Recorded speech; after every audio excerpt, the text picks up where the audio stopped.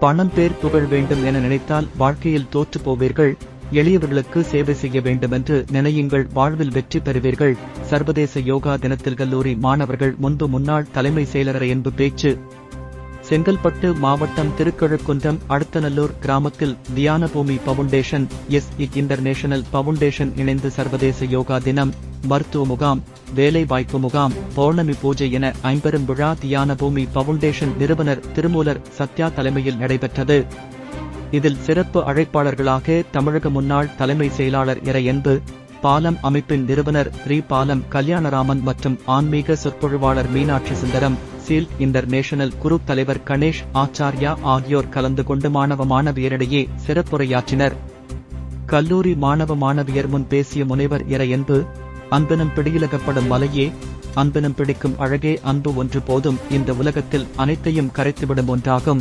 இந்த உலகத்தில் எந்த சண்டையும் சச்சரவும் இல்லாமல், பிரிவு பேதமில்லாமல், வேறுபாடுகள் இல்லாமல் மனிதர்கள் அனைவரும் மகிழ்ச்சியாக வாழ வேண்டுமென்றால் அன்பு ஒன்றுதான் மூலப்பொருள். இதைத்தான் திருமூலர் அன்றே சொன்னார். அன்பும் சிவமும் இரண்டென்பார் அறிவிலார், அன்பும் சிவமும் ஒன்றன்று அறிவேன், அன்பும் சிவமும் ஒன்று என்று அறிந்தவர்கள் அன்பின் உருவானவர்கள் இருப்பார்கள், சிவமாக இருப்பார்கள். அன்பு ஒன்றுதான். எளிய மக்களுக்கு உங்களால் முடிந்ததை செய்யுங்கள். நீங்கள் எல்லாம் எளியவர்கள். கல்லூரியில் படிக்கிறீர்கள். நீங்கள் ஒரு பணியில் இருந்து கொண்டு எல்லோருமே செய்வதை போன்று செய்ய முடியாது என கூறினார். மேலும் கூறுகையில், உங்களுடைய வாழ்க்கை எளியவர்களுக்காக இருக்க வேண்டும் என்று நினையுங்கள், அது போதும். நான் இந்திய ஆட்சிப் பணியிலே தேர்வு எழுதும் மாணவர்களிடம் சொல்வேன், நீங்கள் வெற்றி பெற விரும்பினால் பணம் வேண்டும், புகழ் வேண்டும் என்று எழுதினால் தோற்று போவீர்கள். உண்மையிலேயே நான் எளிய மனிதர்களுக்கு உதவிட ஒரு வாய்ப்பாக உருவாக்கிக் கொள்வேன் என்று நினைத்து தேர்வு எழுது, நிச்சயம் வெற்றி பெறுவாய் என்று தெரிவித்தார். மேலும் சமய மன மன்னம் ஊடார் மயக்கம், அது உண்ணும் மானுடர் கேடா என்று குறிப்பிடுகிறார். அதனுடைய பொருள் மது மயக்கம்தான். மயக்கத்தில் இருப்பவர்கள் மூடர்களாகத்தான் இருப்பார்கள். இன்றைய தேவை நாம் பேதங்களை மறந்து, பிரிவினைகளை மறந்து மனிதர்களை நேசிப்பதுதான்.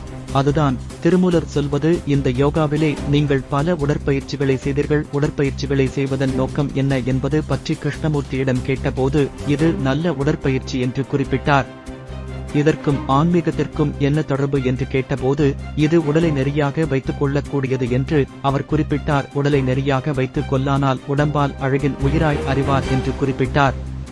நீங்கள் உடலை நெறியாக வைத்துக் கொள்வதன் மூலம் மனதை நெறியாக வைத்துக் கொள்ளலாம். உங்கள் நடத்தையை நெறியாக வைத்துக் கொள்ளலாம். உங்கள் பண்பாட்டை நெறியாக வைத்துக் கொள்ளலாம். மற்றவர்களிடம் பழகுவதை நெறியாக வைத்துக் கொள்ளலாம். அதற்கு இது ஒரு பாலமாக இருக்கும் என்பதுதான் உண்மை. எனவே நீங்கள் உங்கள் வாழ்க்கையில் அன்பு செலுத்துவதை மட்டும் மேற்கொள்ளுங்கள். அதுவே ஆன்மீகத்தின் உயர்ந்த பணியாக இருக்கும். எந்த பிரிவினை இருந்தாலும் எல்லா மனிதர்களையும் நேசிக்க கற்றுக்கொள்ளுங்கள். அதுதான் திருமூலர் சொன்ன வழி. அன்பும் சிவமும் இரண்டென்பார் அறிவிலார் என்பதை மனதில் வைத்துக் கொண்டு அன்பே சிவமாய் நீங்கள் இருக்க வேண்டும் என்றார். அதனைத் தொடர்ந்து மருத்துவ முகாமும் வேலைவாய்ப்பு முகாம் நடைபெற்றது. யோகா பயிற்சியில் கலந்து கொண்ட மாணவ மாணவியருக்கு முன்னாள் தலைமைச் செயலாளர் என்பு சான்றிதழை வழங்கி பாராட்டினார்.